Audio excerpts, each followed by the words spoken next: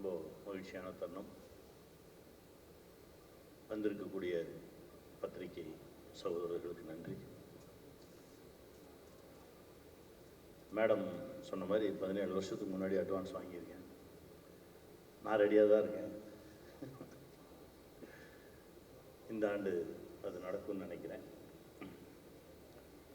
ஏன்னா நான் சின்ன திரையில் இருக்கும்போதே என்னை நிறைய என்கரேஜ் பண்ணி, நீ வருவ, நீ நல்லா பெருசாக அச்சீவ் பண்ணுவ அப்படின்னு சொல்லி எப்போ பார்த்தாலும் நல்ல விஷயமா எனக்கு சொல்லிட்டு இருந்தவங்க. ரொம்ப சந்தோஷம் தான். உங்கள் பிளெஸ்ஸிங்ஸ் நல்லா இருக்கும். அப்புறம் என் தம்பி ரவி, தம்பியோட நடிக்கணும்னா ஒரு படம் இல்லை 100 படம் நடிக்கணும். அதாவது ரெண்டையுமா அதாவது சினிமாவில் எல்லாம் தெரிந்தவர்கள் ரொம்ப கம்மி தான். ஆடணுமா ஆடுவார், பெர்ஃபார்ம் பண்ணுவார், ஃபைட் பண்ணுவார், எல்லாமே. அதாவது தம்பியை வச்சு என்ன வேணாலும் நம்ம கன்சீவ் பண்ணலாம். அந்த மாதிரி ஒரு தம்பி. அவருடைய திறமைக்கும் உழைப்புக்கும் இன்னும் அவருக்கான இடம், பெரிய இடம் ஒன்று காத்துட்ருக்கு. தம்பி வாழ்த்துக்கள். ஏன்னா அவரோடு நான் பணிபுரிஞ்சிருக்கேன். நிமிர்ந்து நில் அப்படின்னு ஒரு படம் பண்ணோம். அதில் அவர் போட்ட உழைப்பு சாதாரண உழைப்பு இல்லை. அவருடைய உழைப்புக்கு இன்னும் பெரிய பெரிய சாதனைகள் பண்ணுவார், பெரிய இடத்துக்கு வருவார். நான் இறைவன்ட்ட வேண்டிக்கிறேன்.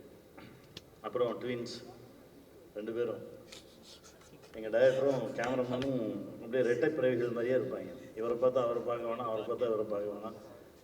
என்ன வேணுமோ அதை வாங்குற வரைக்கும் சிரிச்சுட்டே வாங்கிடுவாங்க. நல்ல திறமையான இயக்குனர். அடுத்தடுத்த படிகள் ரொம்ப பெரிய வெற்றி படிகளாக இருக்கும். இந்த படமே மிகப்பெரிய வெற்றி பெறும். தம்பி வாழ்த்துக்கள். செல்வா, உங்களுக்கும் என்னுடைய மனமார்ந்த வாழ்த்துக்கள். தம்பி ரூபன் எப்போ சந்தித்தாலும் ஏதாவது ஒரு நல்ல விஷயத்தை பேசிக்கிட்டே இருப்பார் என் கூட. இப்போ கூட ஆனால் அந்த சின்ன குழந்தைங்களுக்கு ஒரு நல்ல விஷயம் பண்ணணும், நல்ல படைப்பு ஒன்று கொடுக்கணும், அந்த ஜானரை யாருமே யோசிக்கவே மாட்டேன்றாங்கண்ணே அப்படின்னு சொல்லி ரொம்ப ஆதங்கப்பட்டு பேசிகிட்டு இருந்தார். ஒரு அற்புதமான விஷயம் சொன்னார். அநேகமாக இந்த ஆண்டு தம்பி ரூபன் அவர்களையும் ஒரு அற்புதமான இயக்குனராக பார்க்க வேண்டிய வாய்ப்பு இருக்கும். தம்பி வாழ்த்துக்கள். தம்பி ஜிவி, அவருடைய இசையில் நிறைய படங்கள் பண்ணியிருக்கேன். நிமிர்ந்து நிலுக்கே அவர் தான் இசையமைப்பாளர்.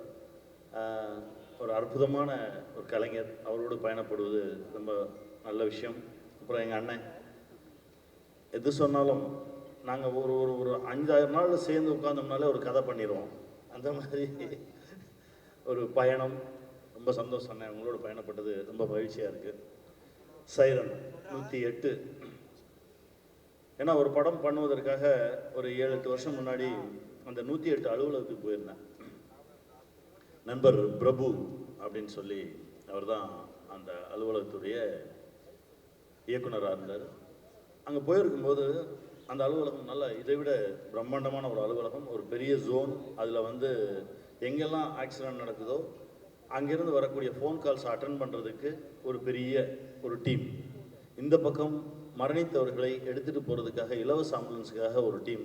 இன்னொரு பக்கம் ஒரு பெரிய டீம் உட்கார்ந்து அவங்க சைக்காலஜி படித்தவங்க. அவங்க எப்படின்னா, இந்த தற்கொலை பண்ணிக்க போகிறேன், இது பண்ணிக்க போகிறேன், என் குடும்பத்தில் எனக்கு பிடிக்கவே இல்லை, இவங்களுக்கு கவுன்சிலிங் கொடுக்கறதுக்காக ஒரு டீம்.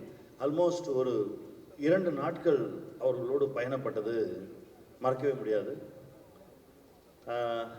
எதிரியாக இருந்தாலும் சரி, நண்பனாக இருந்தாலும் சரி, நமக்கு துரோகமே பண்ணியிருப்பான், ஆனால் நம்ம வண்டியில் ஏறிட்டான், அவனை காப்பாற்றணும் அப்படின்ற ஒரே ஒரு நோக்கத்தோடு செயல்பட்டு இருக்கக்கூடிய இந்த ஆம்புலன்ஸ் ஓட்டுநர்கள் ஒவ்வொருவருக்கும் இந்த படம் ஒரு மிகப்பெரிய சமர்ப்பணமாக இருக்கும். இந்த படம் மிகப்பெரிய வெற்றி பெறும். அதுக்கு நான் இறைவன்கிட்ட பிரார்த்தனை பண்ணிக்கிறேன். நன்றி, வாழ்த்துக்கள்.